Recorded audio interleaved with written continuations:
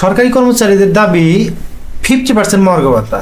মহার্ঘ ভাতা দিলে কি প্রণোদনা বা বিশেষ সুবিধা বাদ যাবে, এটি অনেকে সন্দেহ করছেন। চলুন আজকে বিস্তারিত জেনে নেই। সরকারি কর্মচারীরা দ্রব্যমূল্য এবং তাদের এই যে প্রয়োজনীয় ব্যয় সেগুলো মিটাতে কিন্তু ঋণে জড়িয়ে পড়ছে।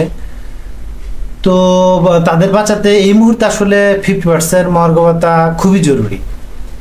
কর্মচারীরা বারবার দাবি জানিয়ে আসছে যে এখানে যেন 50%-এর কম না দেওয়া হয়। এখন এই যে কমিটি গঠন করা হয়েছে, কমিটির সভা হওয়ার কথা ছিল গত রবিবার, তো রবিবার সভা হয়নি। সরকার মহার্ঘ ভাতা প্রদানের জন্য ইতিমধ্যে এই যে কমিটি গঠন করেছে, তারা বলেছে, কিন্তু তারা একটি বিবৃতি দিয়েছে যে এই মাসেই একটি মিটিং হবে বা একাধিক মিটিং হয়ে যাবে। তো সিদ্ধান্তও খুব শীঘ্রই চলে আসবে, সে বিষয়ে তারা মোটামুটি আশ্বস্ত করেছে। তাছাড়া সচিবালয়ের গুঞ্জন থেকে জানা যাচ্ছে যে খুব শীঘ্রই মহার্ঘ ভাতার ঘোষণা আসবে। এখন কবে দিবে মহার্ঘ ভাতা সেটা আসলে চূড়ান্ত হয়নি।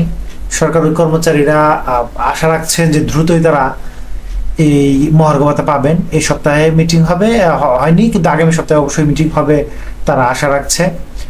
এই যে বৈষম্য নিরসনে অবশ্যই কাজ করবে সরকার। পূর্বের মতো শতাংশ হারে এই ভাতা দিবে না, কারণ হচ্ছে এই ভাতাটি মূলত দেওয়া হচ্ছে দ্রব্যমূল্য সমন্বয়ের ভাতা হিসেবে। তার মানে এটি মহার্ঘ ভাতা দেওয়া হয় মূলত বাজারে যখন দ্রব্যমূল্যের দাম বেড়ে যায়, এই ঠিক তখনই দেওয়া হয়। আমরা ইতিপূর্বে 2013 সালে যে মহার্ঘ ভাতার আদেশ সেটি পর্যালোচনা করলে দেখা যায় মূল বেতনের 20%, সর্বনিম্ন 1500 টাকা ছিল কর্মচারীদের জন্য, এবং কর্মকর্তারা সর্বোচ্চ 6000 টাকা পর্যন্ত এই মহার্ঘ ভাতা পেয়েছেন। পরবর্তীতে পে স্কেল আসার পরে সেটি সমন্বয় হয়েছে। সেদিক থেকে বিবেচনা করলে এই যে বিশেষ সুবিধা বা প্রণোদনা যেটি দেওয়া হয়েছে সেটিও কিন্তু বাদ যাওয়ার প্রশ্নই ওঠে না, কারণ হচ্ছে এই মহার্ঘ ভাতা দেওয়া হবে বর্তমান সময়ের উপরে বিবেচনা করে। আর প্রণোদনা দেওয়া হয়েছিল এর পূর্বে যে মূল্যস্ফীতি হঠাৎ বেড়ে যায়, এর ফলে 5% থেকে 5% পর্যন্ত, কেউ ন্যূনতম 1000 টাকা, সর্বোচ্চ দেখা যাচ্ছে কেউ 3000 3500 টাকাও পেয়েছে। কর্মকর্তাদের পর্যন্ত তারা বেশি পেয়েছে।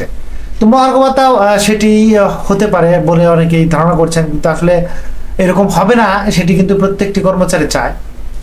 এবং তারা চায় যে পে স্কেলে যেরকম যে বৈষম্যগুলো আছে সেগুলোও যেন সমাধান করা হয়। একটি কমিশন যেন গঠন করা হয় দ্রুতই।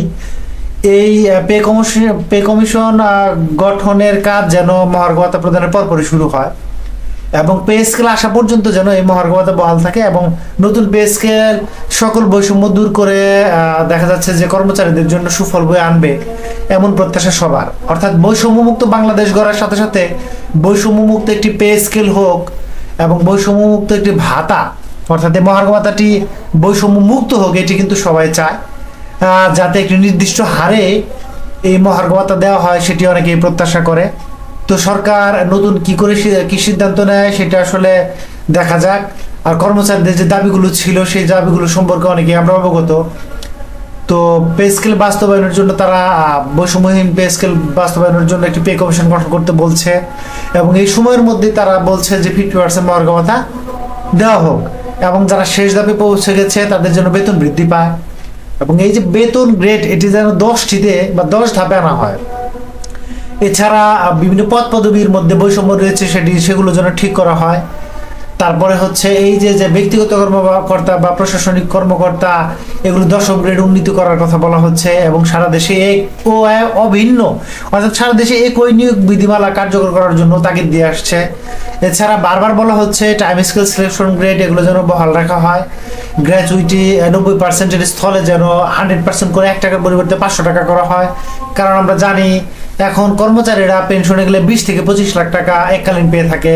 সেই 15 সালে 20 লাখ 25 লাখ টাকা আর এখনকার 20 লাখ 25 লাখ টাকা কোনোভাবেই একই মানের হতে পারে না। তাই 1 টাকার পরিবর্তে 2015 সালে বা 16 সালের দিকে যে 230 টাকা ধার্য করা হয়েছিল গ্র্যাচুইটির হার, সেটি যেন 1 টাকার বিপরীতে 500 টাকা করা হয়, সেটি বারবার বলে আসছে সরকারি কর্মচারীগণ। আউটসোর্সিং প্রথা বাতিলের কথাও বলে আসছে, এবং এই যে প্রাইমারি স্কুলের পদ বা তাদের যে গ্রেড উন্নীতকরণ সেই বিষয়েও কিন্তু বারবার তাগিদ দিয়ে আসছে। এছাড়া যে সমস্ত ব্লক পোস্ট আছে তাদেরকে যেন 5 বছর পর পর উচ্চতর গ্রেড দেওয়া হয়, সেটিও বলে আসছে। টেকনিক্যাল পোস্টগুলোর যেন মানমর্যাদা বৃদ্ধি করা হয়, এবং এই যে যে টিফিন ভাতা, যাতায়াত ভাতা, ধোলাই ভাতা, এগুলো খুবই নিম্নমানের একটি ভাতা হিসেবে নির্ধারিত হয়েছে। 6 টাকা দৈনিক, সে হিসেব করলে মাসে মাত্র 200 টাকা। অন্য অন্য কোনো ব্যাংকেও দেখা যাচ্ছে 200 টাকার একদিনের তাদের লাঞ্চ ভাতা। তো সেখানে 200 টাকা কখনো এক মাসে টিফিন ভাতা হতে পারে না। এটি একেবারে সম্পূর্ণ অনেক জনৈতিক এবং অবিচার বলা যেতে পারে।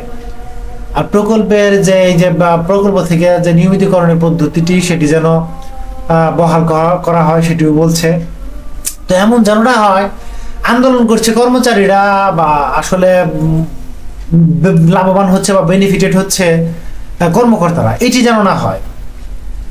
সবকিছুতে যেন যৌক্তিক একটি বিষয় আসে। এই যে যে বৈষম্যমুক্ত বাংলাদেশ গড়তে যাচ্ছে, সেখানে যেন এই মহার্ঘ ভাতা কোনো অন্তরায় হয়ে না দাঁড়ায়।